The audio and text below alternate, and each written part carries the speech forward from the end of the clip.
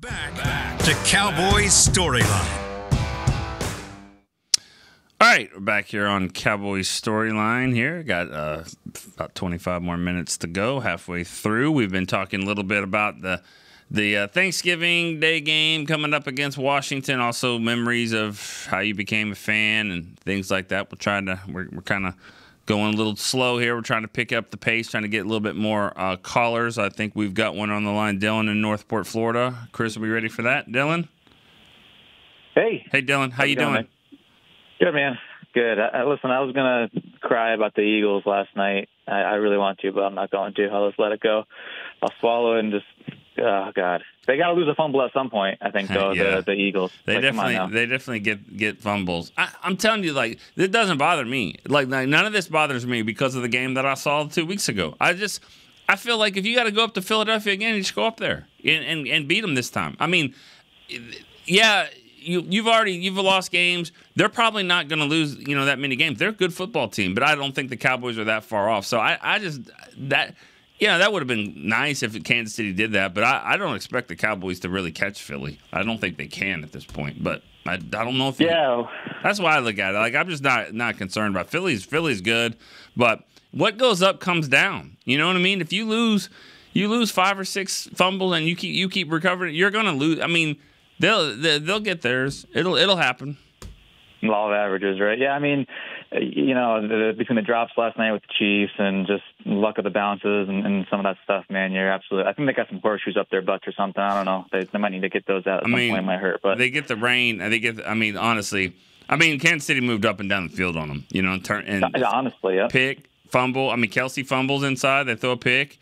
They drop a touchdown.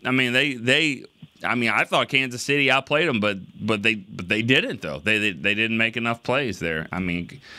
Credit Philly.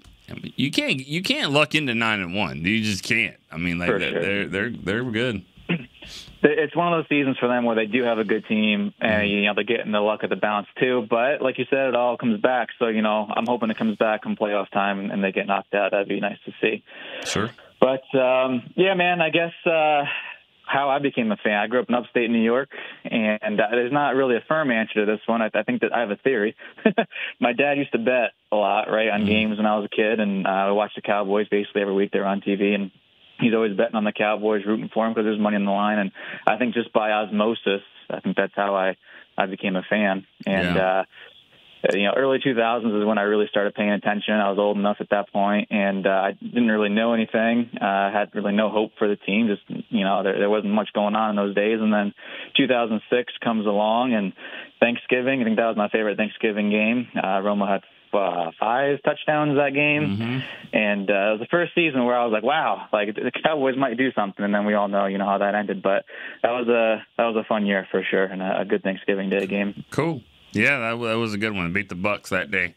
Romo was making sure he was getting touchdown passes. They should have been running the ball to Marion Barber, but he decided to throw it to Marion Barber. But yeah, he was getting his touchdowns. 2 for 2, I think. Yeah, I think Marion had two reception touchdowns. Yeah, and then real quick, just I watched the tape yesterday of that game on Sunday, and there was a couple plays that stuck out to me. That Bland interception, even more impressive watching that tape because He's got to cross with the guy, across the field, man coverage, which is like one of the hardest things a defensive back can do with the receiver.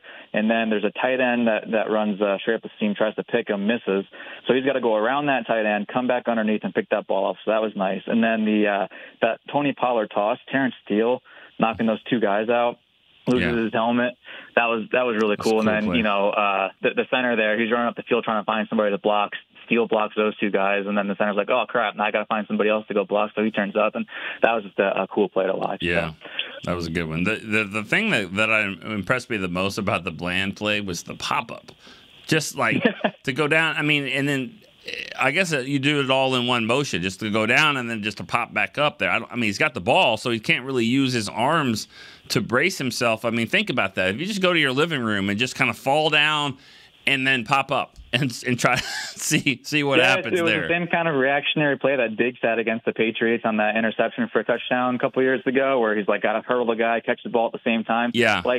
I think having that natural ability and agility and dexterity to do that is just not something you can fixed. It's something you have or you don't. So well, and it's probably the reason why you're an NFL corner and other people aren't. I mean, that's the thing. To be an NFL cornerback and to cover the best athletes in the world. I mean, you are a different breed for sure. All right, good stuff, Dylan. Thank you for the call. Let's go. I got a couple of text questions here. Chris in Fort Lauderdale. He says his memory of Thanksgiving is the '93 snow game, Miami. With Leon Lett gaff there by the end zone. John in Michigan says his best memory is Leon Lett's snow fumble 30 years ago this week. It's not my best memory. I mean, I didn't love that game. But I will say this, and I've said it before. When you lose a tough game like that, the Cowboys were a really good team in '93, trying to win back to back. They lost that game in Miami, and they didn't lose another game that year. So they were able to overcome it. And then, the best part about that story, and I say this because we did a documentary on Leon Lett about 6 years ago, and I really, he talked about that game and what he was thinking and all that kind of stuff, and just kind of listening to his story was amazing, and just how it all came full circle. But they were losing by a touchdown in the Super Bowl that year at halftime, down 13-6 to the Bills, the team they'd just beaten by 35 the year before.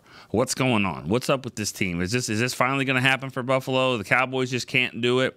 30 seconds into the third quarter, Leon Lett busted through the line, hit Thurman Thomas, the ball came loose, and James Washington picked it up, weaved his way into the end zone for a touchdown to tie the game, just like that. If you went to go get food and you came down to sit in your seat, it was already tied because of Leon Lett.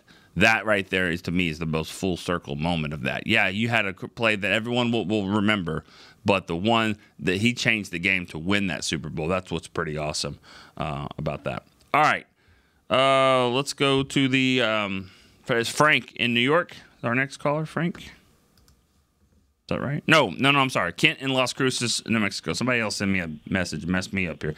Kent in Las Cruces, New Mexico. Kent. Good morning. How are you doing, Nick? Good. How are you doing?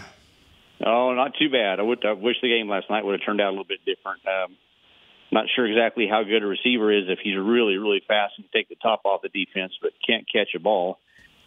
But we'll just have to take that and see how the cards fall. But I'll tell you what, if Deron Bland keeps playing the way he's playing, I think we may have to second guess who is the best defensive player on our team. Yeah, I mean he's putting in, I think, a really strong case for Defensive Player of the Year. He gets a couple more picks and another pick six. That's a new record. I don't think you can ignore that on the Defensive Player of the Year. There's more to the game than sacks. Well, let's just say it. I mean, are you saying he's more valuable than Micah Parsons? I mean, is that what we're getting at here, or other players? I think he's every bit as valuable as Micah Parsons. I like how. See, here's the thing. Who cares? I mean, because you got both. Like, you do have both. I mean, exactly. This is the thing. Like, and they'll probably take votes from each other, and they won't win. Defensive Player of the Year. I just wrote a mailbag answer to that. I don't see Defensive Player of the Year when I think of Deron Bland. I just don't. Nothing against him. I think he is playing awesome. I just don't. That's not. I think he's had 4 interceptions for touchdowns. He's got 6 interceptions. He's playing great. Guy in Baltimore has 6 picks as well. But I just don't see him as Player of the Year, the difference maker. He's not shutting down this side and everyone else go over here. It's not like Dion was back then. I don't see him that way. I think the biggest difference maker on their defense is Micah Parsons. That's what I think. Well, Micah is incredible with the pressure that he gets. But I think also, if I'm not mistaken, Deron also leads the league as the lowest QBR when being thrown to his receiver that he's covering. Which you can't ignore that. No, you can't ignore that. That's pretty awesome too, and that's a stat. I don't know if I've seen that stat. So no, there's more to it than just the pick sixes. This isn't a guy. And go ahead. I'm sorry. One more thing before you answer that one. You were asking about our earliest memories. I honestly don't have any outstanding memories of Thanksgiving Day games other than the Miami game, and I also remember the Super Bowl. Leon was a tremendous player in that Super Bowl. Right. But I grew up in Hatch, New Mexico, when we got our TV out of El Paso, Texas. So I grew up about 40 miles north here of Las Cruces, where I'm living now. And so the one game we could get every week was Dallas. Mm-hmm. And I can remember sitting there 5, 6 years old with my dad watching the Dallas Cowboys. That's awesome. And I remember, unfortunately for Jackie Smith, I remember Jackie Smith dropping that ball. I was 10 years old. And, every year I had to have my number 12 jersey to go to school when we did our back to school shopping. Mm-hmm. So I have really, really fond memories of growing up. And even both my older brothers weren't that much into football, but I was. And I would sit there and watch football with my dad. And that's just having lost my dad about 10 years ago, that's just a really, really good memory. Well, I hate to hear that, but yeah, I say that all the time. And thanks for the call. Appreciate that, Kent. And I say it a lot. And this is an example of that about, you don't always choose being a Cowboy fan. It kind of chooses you. And I can relate to you because I have an older brother who he didn't care much about football either. He cared more about, the Star Wars and comics and things like that. Just that wasn't my thing. But I remember sitting there with my dad watching games as well, and that's why I love the Thanksgiving Day game. Like, and I have memories of that, just being at grandparents' house watching that game. But then again, I watched all of them. So I mean, the Thanksgiving to me, it's just one of them because I mean it's fun to be a part of it, but at the same time I can remember the games before and after all that stuff too. So I'm just different that way, I guess. But all right, let's go to Frank in New York now. Is Frank still on the line? We got Frank now. Hey, Nick, how are you? Good, Frank. How you doing? I'm a long-time, first-time caller. I feel like I practically know you all the times I've been listening to you. Thanksgiving Day is the reason why I'm a Cowboy fan. 1974, the Luke Longley game when Roger Staubach got knocked out of the game, that was the first football game I actually took an interest in watching. Time out, Frank. Yeah. Luke Longley was a good center in the NBA. Clint Longley. Clint Longley. My bad. I say good center. He was a guy. He won some championship. But Clint Longley. Yeah. Yes, Clint Longley. My bad. And he came in and threw 2 touchdown passes in the last 5 minutes of the game. And ever since then, I've been a Cowboy fan. Yep. Yeah, that was a memory. I mean, I wasn't alive, but yeah, I mean that's the one everyone talks about. Washington and they played Washington 10 times on Thanksgiving. So I think the Cowboys are 8-2, and it was really close to losing that one, but that was a big one for sure. Yeah, and I think all the Cowboy fans should just relax after the way Philadelphia played last night. I think we'll be all right as long as we steady the ship. I think we'll be all right because Kansas City gave them that game yesterday. Yeah, I mean, they're beatable. That's the thing. They're beatable.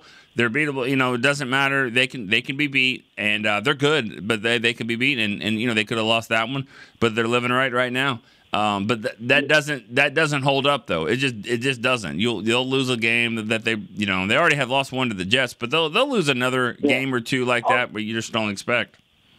Yeah, eventually the ceiling's going to fall in. Yep.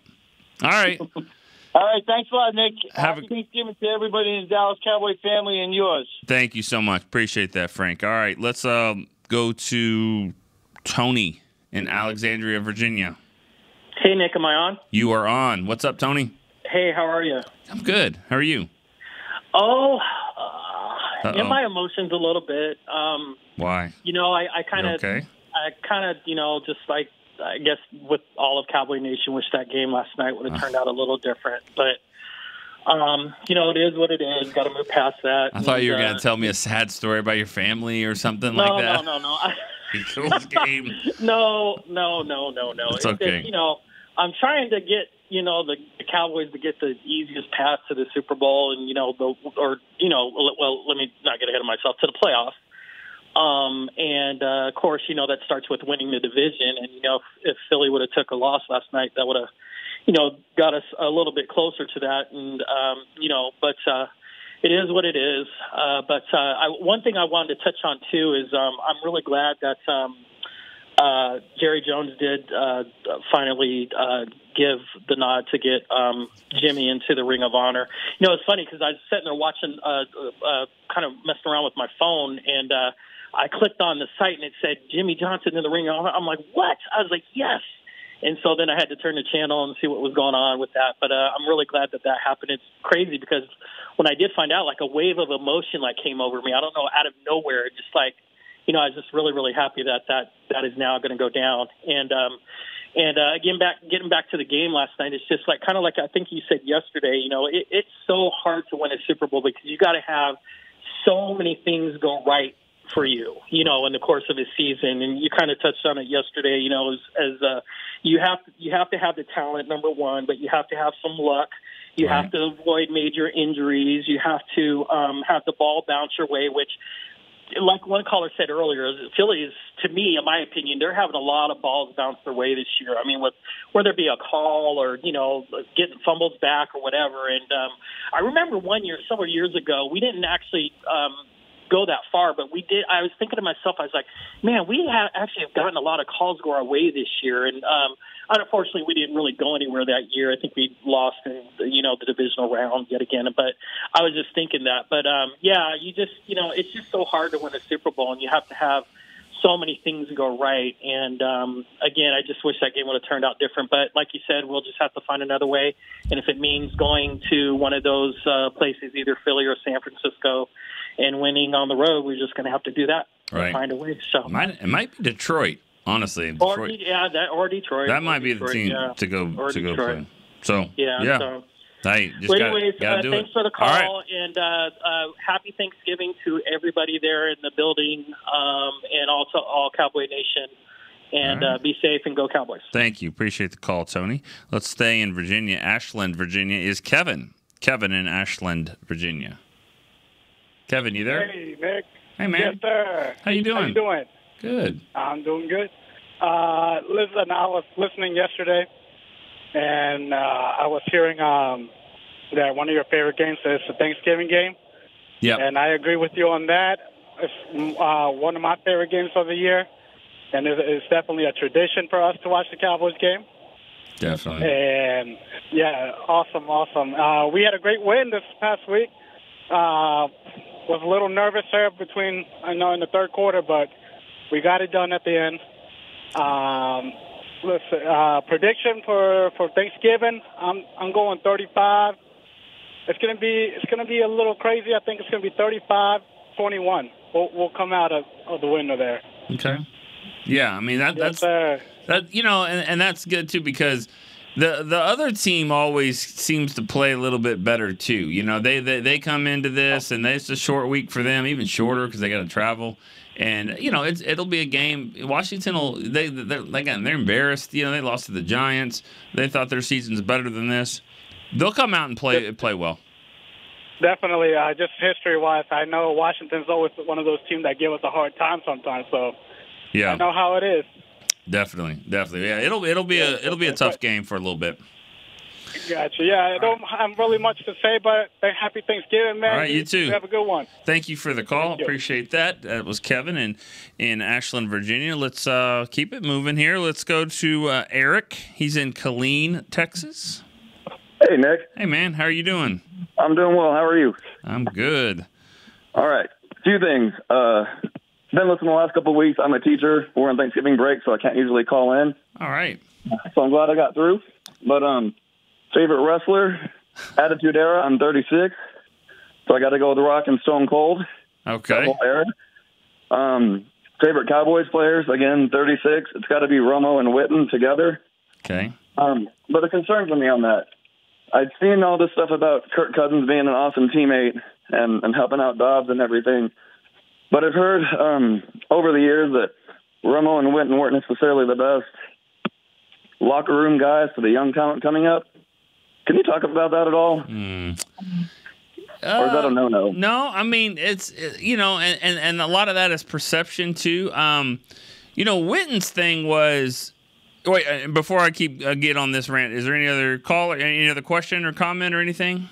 Hey, man, I'm hoping for good turkey and a good game on Thursday. That's it. Love your show. Love all you guys, and have a blessed Thanksgiving, brother. That's it. All right. Appreciate that. Give him first-time caller, so I need a second ding, too, Chris. Yeah, he got one. And, I think Chris missed one earlier.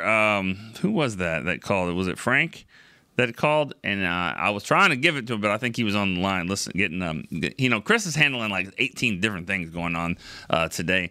So, all right, good stuff. Always love the first-time caller. Appreciate that. Romo and Witten as teammates. Witten was a little different with him. I mean, he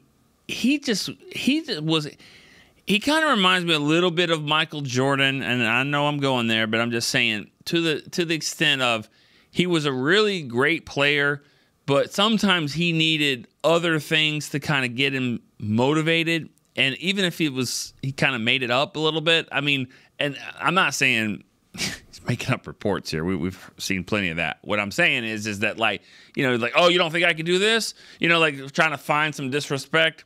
And so they would draft Martellus Bennett second round.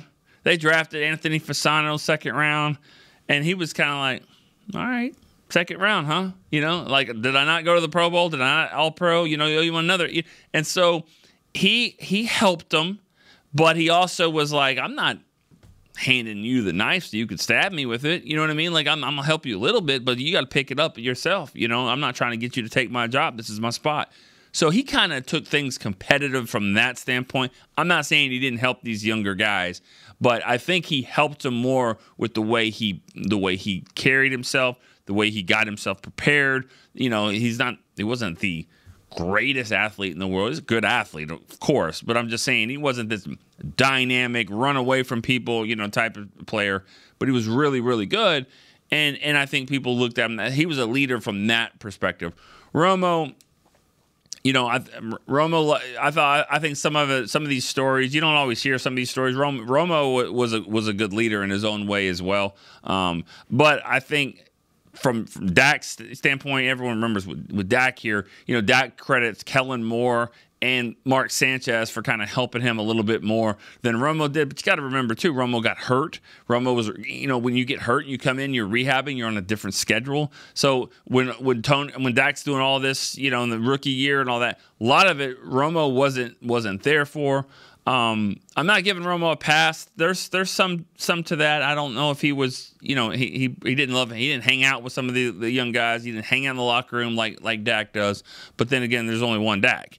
So, it's probably not fair to compare Romo to Dak from a leadership standpoint, because it sounds like when a lot of these players come in from other places and they've been with other quarterbacks, Dak doesn't, they don't compare to Dak either. So I'm probably not going to be, I'm not the right person for this, because I love Romo and Witten. Both those guys are great, and I'm not going to sit here and say they were bad teammates, but, they also were respectful for their own career. They were trying to, stay in the business as long as possible. So there's kind of a fine line there.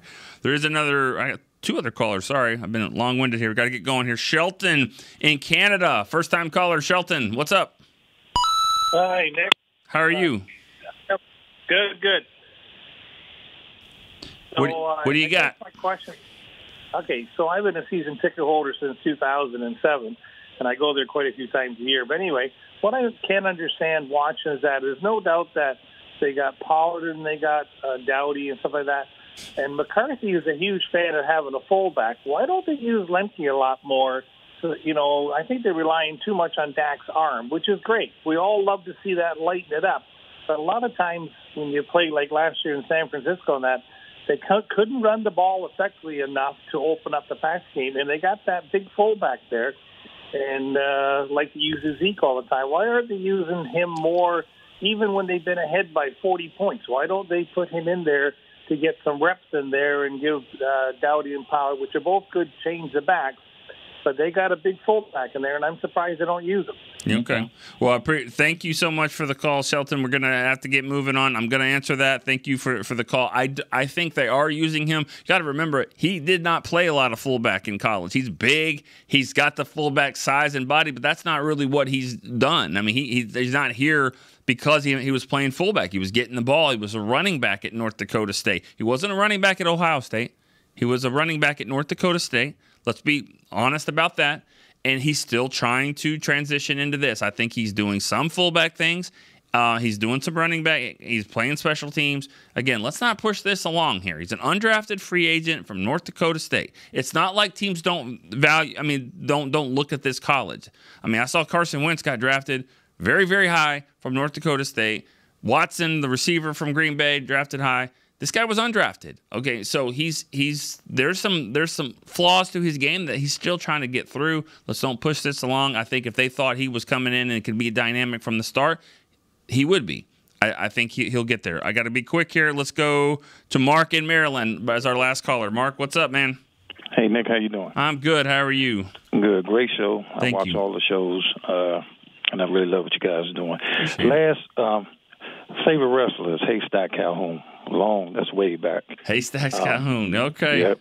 And favorite Cowboy, I got two, Tony Dorsett and the Manster, Randy White. Yep.